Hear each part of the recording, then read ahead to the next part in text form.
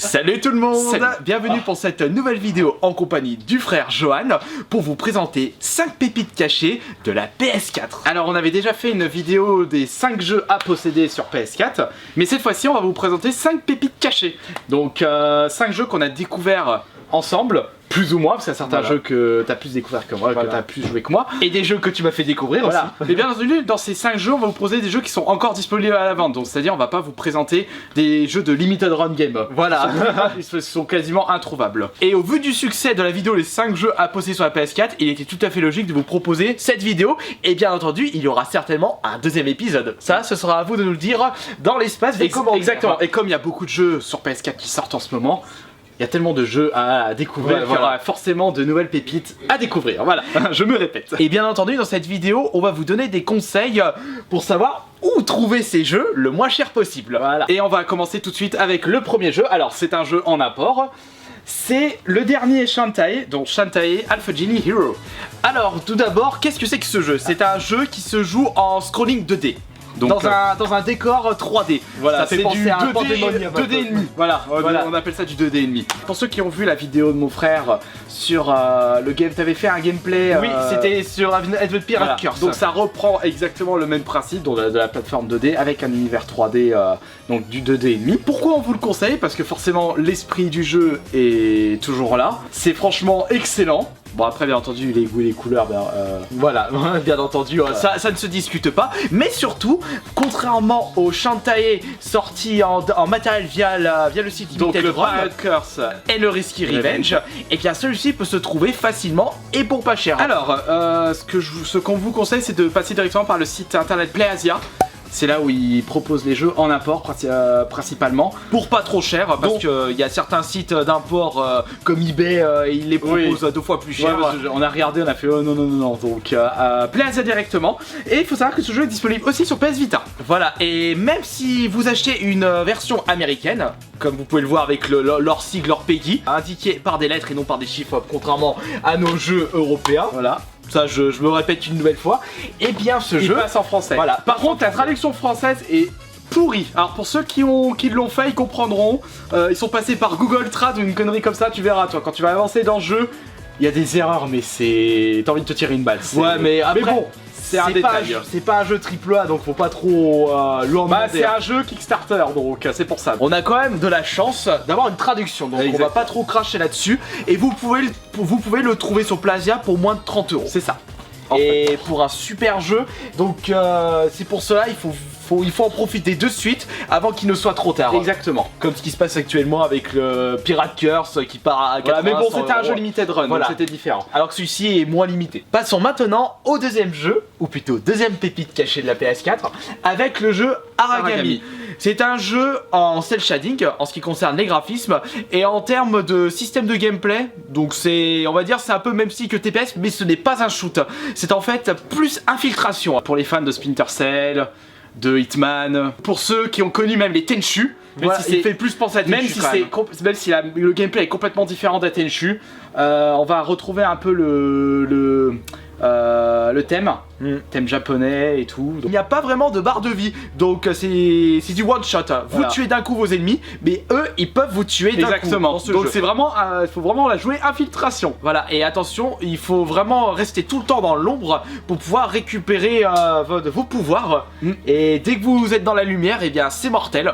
Tiens, ça me fait penser à The Darkness 2 où justement il y a les petites bébêtes, les petits tentacules qui se cachent quand tu régénères pas quand tu es dans les et donc on a à peu près le même principe de jeu, tout le temps rester dans l'ombre. C'est un peu l'essence du jeu, de l'infiltration pure et dure, et comme on vient de le dire, il fait vraiment penser à Tenchu. Et pour revenir justement pourquoi on vous le conseille aussi, c'est que ce jeu coûte vraiment pas cher à sa sortie, 20 € à sa sortie.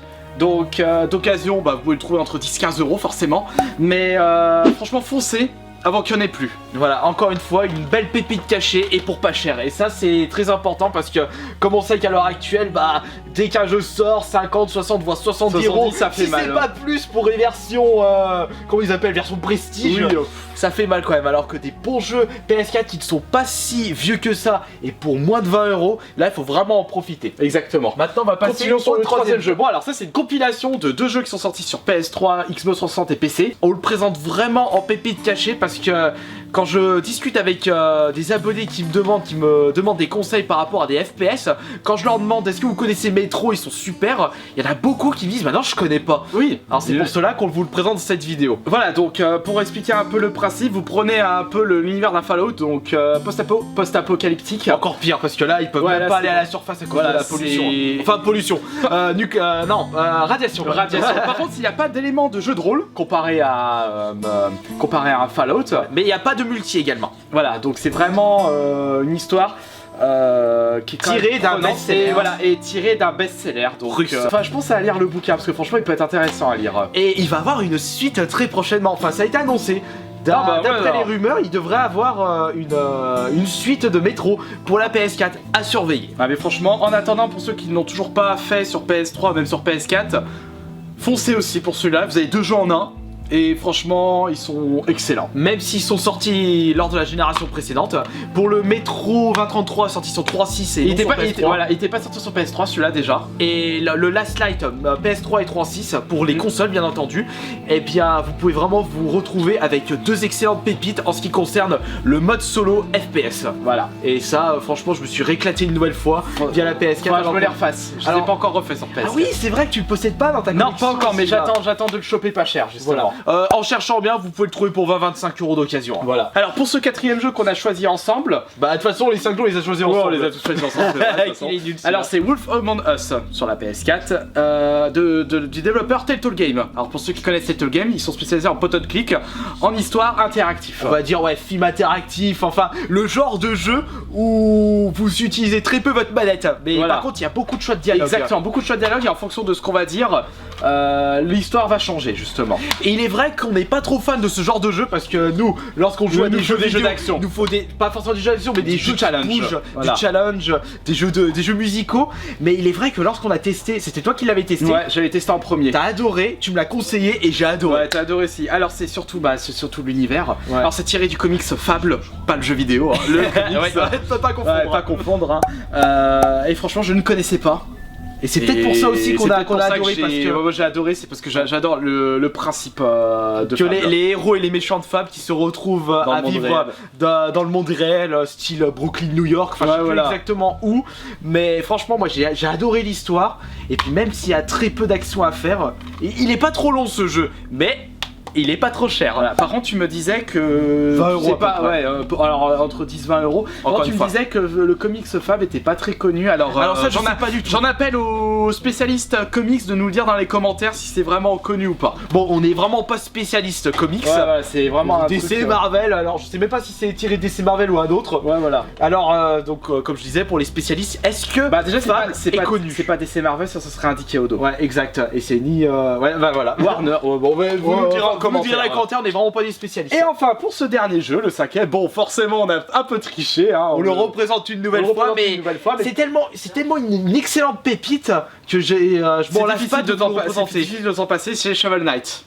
Donc bien entendu, forme à l'ancienne, pixel, 8 bits, musique rétro, et ils ont vraiment fait un jeu mais d'une qualité, il est aux petits oignons, mais d'une excellente qualité. Il y a beaucoup de similitudes par rapport aux jeux de plateforme de l'époque, similitudes par rapport à Megaman, de Castlevania, de Zelda bien entendu, de Telltale, Picsou, le fait de t'attaquer avec sa pelle au-dessus. Bah on a aussi le même principe dans Zelda 2 aussi, et Mario Bros 3 avec la carte. Voilà.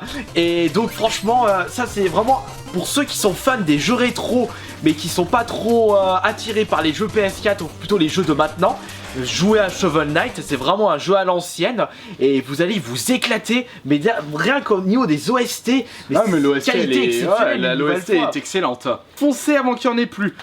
Combien actuellement entre 20 et 25 €? Non, je l'ai vu à moins cher, je l'avais acheté à 10 € au short celui-là. Ah non, sur internet il a dû augmenter à 15 €. Alors faites vite avant de plus en avoir. C'est vrai qu'on vous le représente une nouvelle fois, mais ça a été un de nos coups de cœur en 2016. Ah oui, forcément, c'était même l'un des coups de cœur de Payou et des coups de cœur de d'autres amis aussi. Ah bah oui. Non, mais franchement, Shovel Knight, mais foncez. En plus, je vous ai proposé un petit live sur le YouTube et il y a beaucoup de, je pense qu'il y avait beaucoup de personnes qui connaissaient pas le jeu. Ils ont dit, oh putain, mais il est excellent ce jeu. Mais voilà.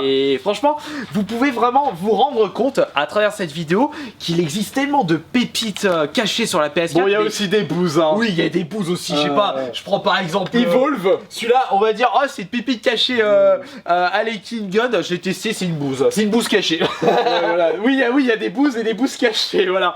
On va faire une vidéo les bouses cachées. les bouses cachées ou les bouses de la PS4 parce que ça, si on regarde bien, Evolve, je crois que c'est. Ouais, mais tout le monde le présente Evolve donc. Ouais, mais c'est pas. Mais ce sera pour une prochaine vidéo. Voilà. Voici pas les, mais 5 pépites cachées de la PS4 et peut-être que plus tard, en découvrant des nouveaux jeux, on vous en proposera 5 autres. En tout cas, j'espère que cette vidéo 5 pépites cachées de la PS4 vous aura plu. Et si vous désirez une autre vidéo 5 autres jeux à poser sur la PS4, bah vous nous le direz dans les commentaires.